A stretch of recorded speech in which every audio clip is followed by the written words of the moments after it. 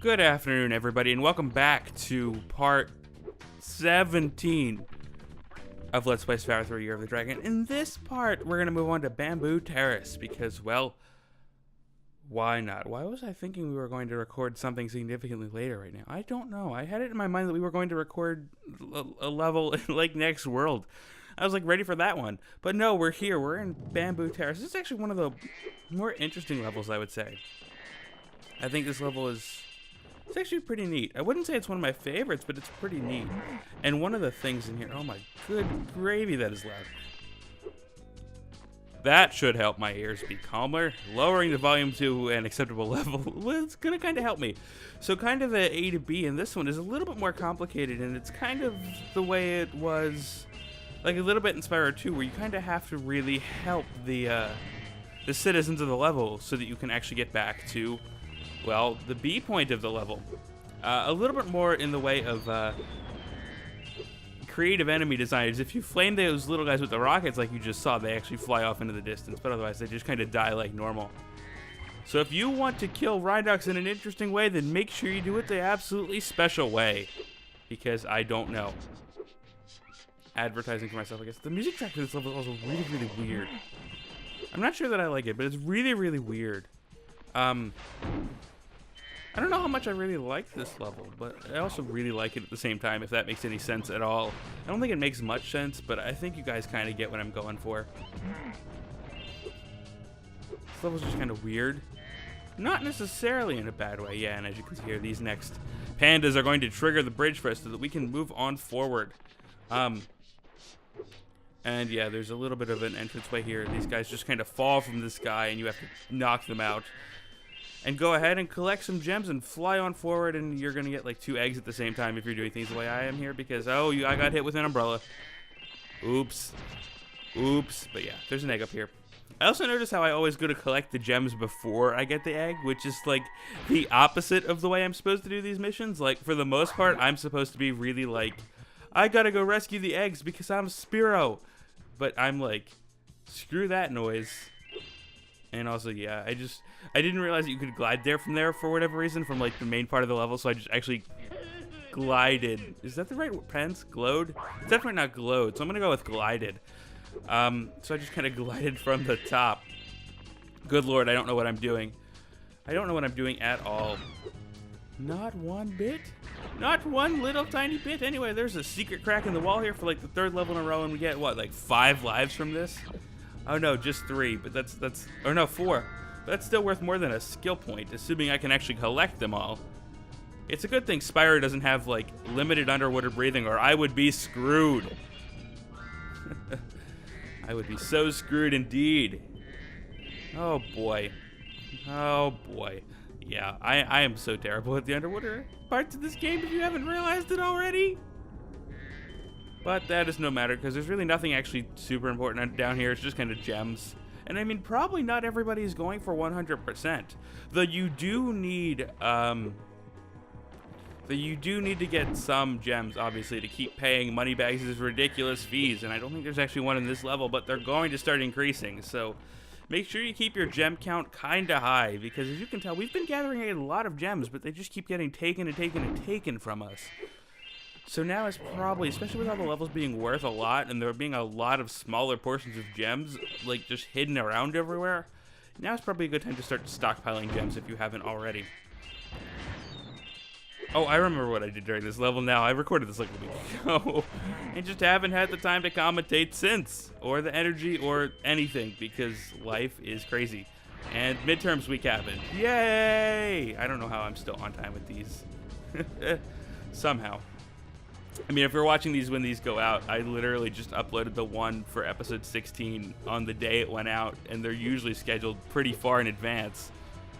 So if you're watching this tomorrow when it comes out, well, yeah, I worked on this yesterday. I always, whenever I watch Let's Plays kind of on my own, it's always kind of interesting to me to try to figure out when the Let's Player actually filmed it. I don't know. Is that weird? I don't really know. It's just kind of interesting to me to just kind of like see like kind of behind the scenes. And I mean, maybe that's just because I'm a Let's Player in and of myself. But, like, anytime you get to see something that's like, oh, the Let's Player recorded this like yesterday, or the Let's Player recorded this like 3 months ago. We would be honored if you would accept this. Yay, we got an egg. Appreciation.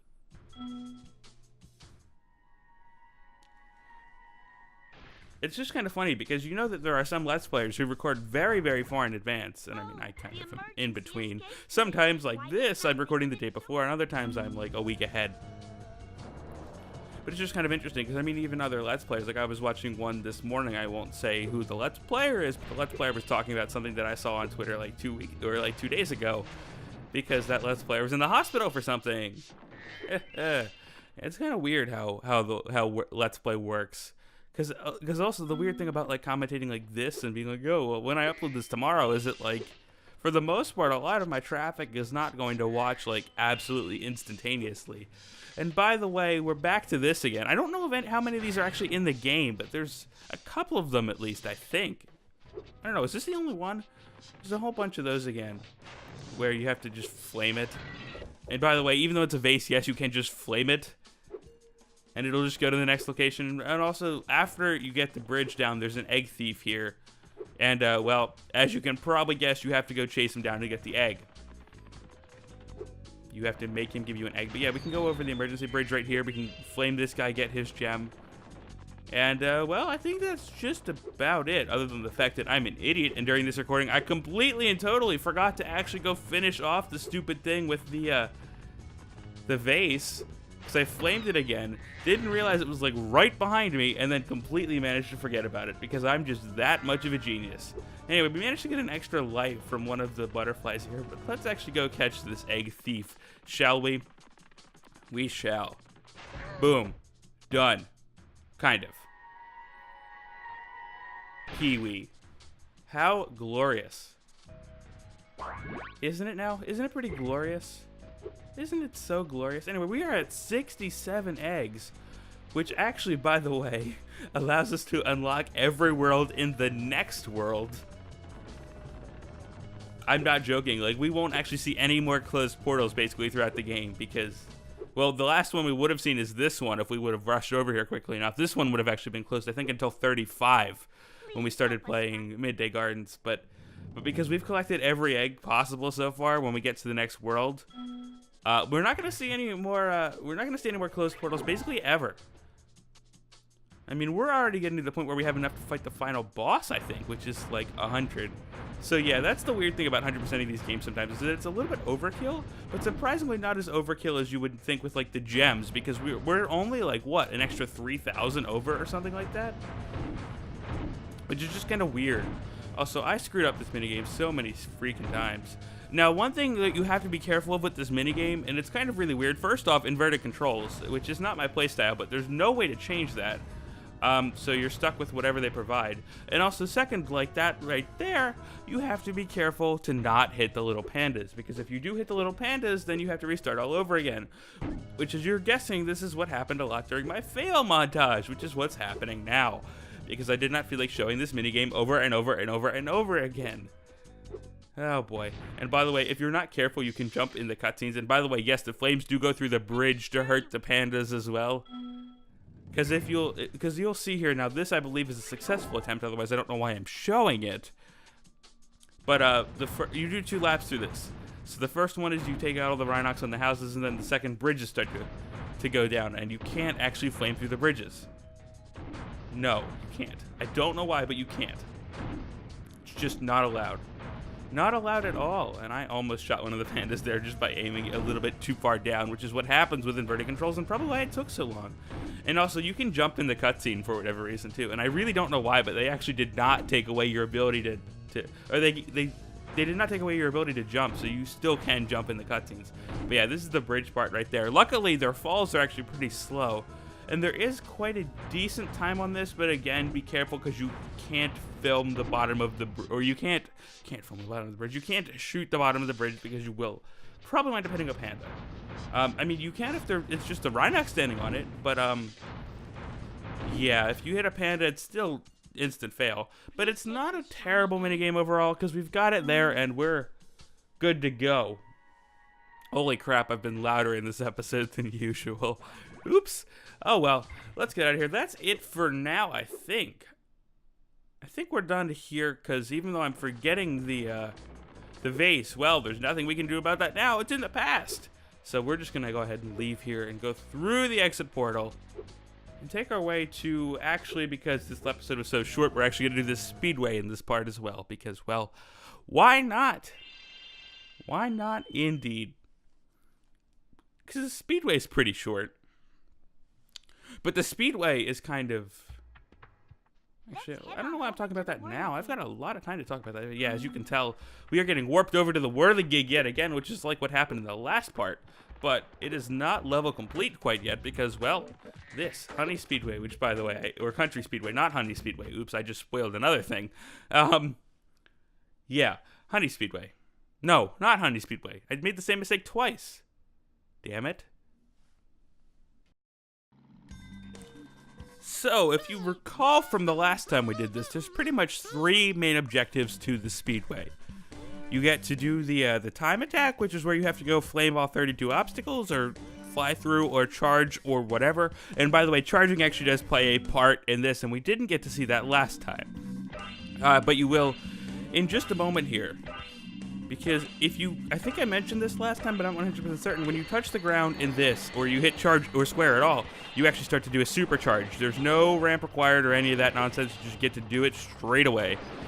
And so, of course, that's very useful, very destructive, and also very fast, and somewhat hard to control. But that's not the biggest deal in the world. As you can tell, this is actually a pretty fast time attack, because, well, we've only got 40 seconds left, but we already did most of the obstacles. So it does actually put you in a pretty good order to do all of the obstacles.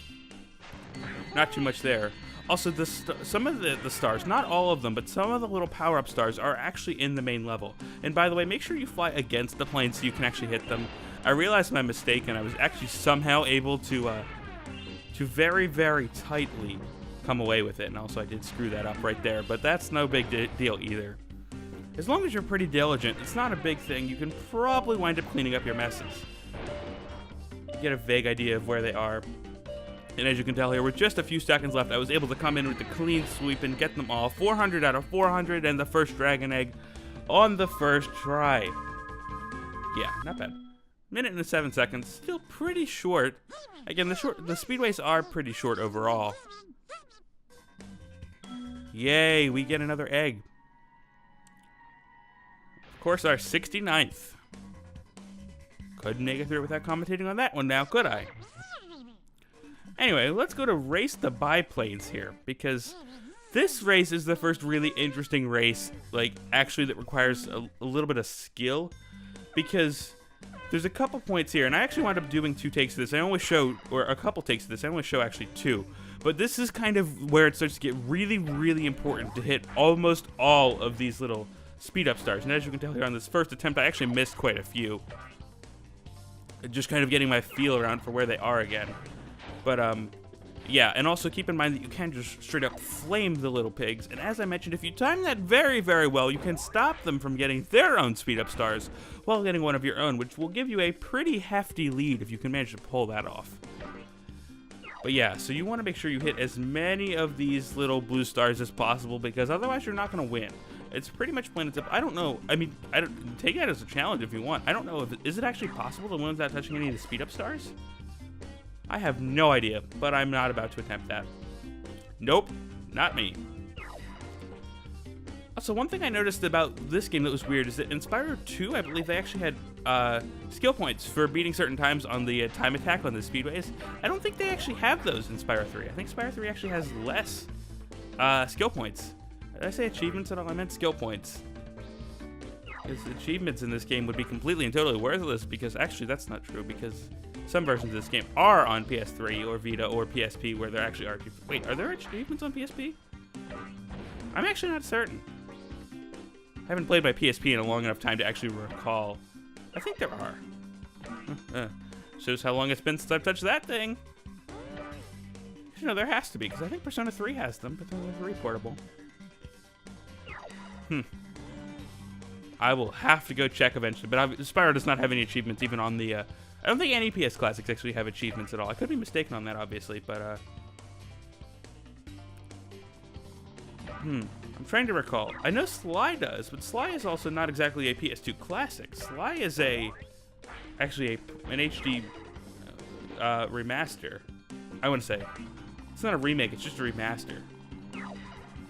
Anyway, we are on the 3rd lap here, and that is the first place guy all the way up there. That I've gotten insanely off topic. As you can tell, we're pretty far behind him.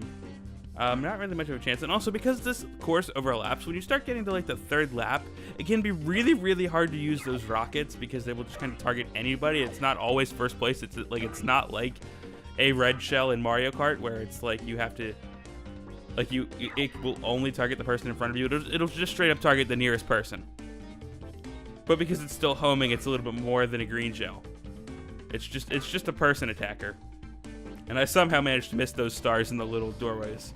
But anyway, 2nd place, which is not that bad for my thing. And by the way, when I say I did extra attempts here, I mean that this was the only one I actually physically completed after that first one was one that I knew I was going to win. Like if I kept screwing up and hitting a whole bunch of stars or not hitting a whole bunch of stars, more specifically on the way, I would actually just straight up restart the race because you can go to give up and do that. So if you feel like you're going to lose, it's probably not worth it to do the entire race because as you can tell, if you're actually hitting the targets that you're supposed to be hitting, you can move up to 1st place very, very quickly.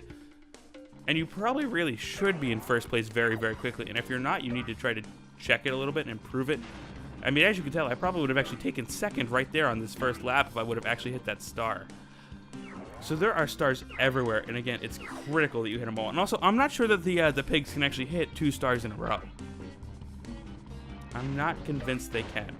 And as you can see, I actually managed to pull it off right there. Actually, I did manage to get in 2nd on the 1st lap. But I managed to pull it off as well where I flamed him right as he was about to go through the star. And because he was kind of in that stunned state, he actually didn't get the speed boost from the star. But anyway, as we get really, really close to 1st place here, that's pretty much going to be about it. Because even though we have another lap to go still, well, we're doing so well that unless we like majorly screw up here, not much of a chance in us losing.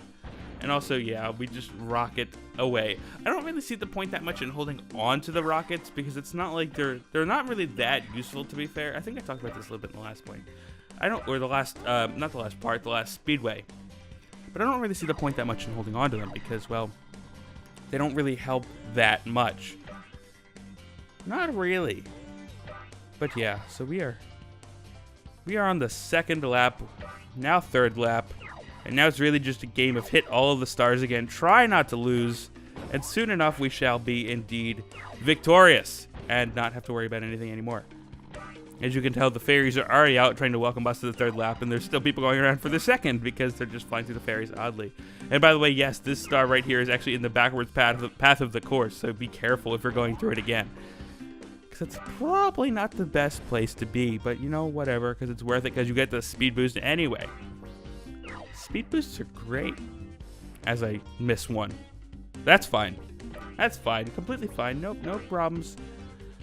Anyway, fairies once again, as we are very, very close because they duplicated Zoe's model twice for whatever reason. And, yeah, let's just go finish this race off and get to the other weird mission. Because if you do recall the first time around we did this, well, there's another strange mission here. Of course, with our good old friend, Hunter. And also, by the way, if you want to do hunter missions, like if you're playing along with this and you have not been 100%ing them, if you want to do hunter missions, now is a good time to do them. Because there was a part of this game that I actually forgot about. So just take that as a hint from me. You have a little while, but you don't want to progress that much further in the game if you have a couple of hunter missions you want to do. Like anything in the skate parks or any of these secret missions in the speedways. You want to get them out of the way pretty much now. But there are sheep saucers and space cows all over this place. We gotta stop them before... Yay, more space cows and sheep. Let's do it. Welcome to another strange mission, this time on Spyro 3. Yeah, this is definitely one of the weirder missions in the game, as are most of these, by the way, but still. I actually managed to do so good on this first attempt, and I was really proud of myself, and then I screwed it up at basically one of the last seconds. Because otherwise you get, like, because it's, like, a lot, like, this is kind of one of the more memorization-based things, and as you can tell, I just kind of really got those guys before they basically even spawned, because these missiles are so slow. I was really proud of this attempt, and I was like, oh, I'm gonna get it on the first try, and then I just straight up did not manage to get it on the first try. Because you also have to shoot all of them down, by the way. If you miss one, well, it's game. But also, don't worry about shooting any of the farmers, because I don't think you can harm any of those. So try not to worry about it. Essentially, is what I'm trying to say here. That was pretty glorious. I don't know, maybe 5 out of 10. It wasn't that good. Wasn't that good, silly fool? Don't get your mind racing. It was not mind-boggling. Now this part here can come really fast, and this is where I screwed up, so make sure you aim up. I think, yeah, right here, this guy. This is the one that got me. Boom. Spyro. I had to reset the mission right there. That's it. Now Hunter doesn't commentate on the fact that you lost it all. He just straight up is like, Spyro, there's more creepy aliens and cows that happened because the game designers got high and couldn't think of anything else to do with their lives. I guess. Is that what Hunter is saying? Probably. Probably indeed. Oh well. Oh well. You know, whatever. This is fine, right? It's just Spyro. It's like nothing new, nothing old, but nothing new. Actually, this game is kind of old now. Oh well. It's fine. Oh my god, the farmers have really, really big eyes. I never really noticed until now. They have really, really big eyes. Also, I like how when you shoot down the sheep, the little spark of energy that it shoots out just straight up disappears too. Like, it's just gone. Like, oops, that spark was never there in the first place. Guess what? It's gone. Goodbye. Goodbye. But yeah. Interesting mission aside, because this game is this game. And by the way, this is actually a theme they actually built on a little bit in Spyro 4, which is also kind of weird. But, let's not talk about that game on this channel anymore, shall we? At least not for a while. Oh, God. Anyway, is that it? No, not it. Not quite yet. Not quite yet, silly fool. We've got just a little bit longer to go, and is that it? Now that's it. We're good. Okay. Got the last one just before he Yes, there's an egg, because there's an egg for everything in this game. Why would there not be an egg for everything in this game? Why would there ever not be? Never, ever. This game. Anyway, let's get out of here. We have gotten everything. Yes, Sparks was trying to relax, but whatever. That's fine. Everything's normal in this world.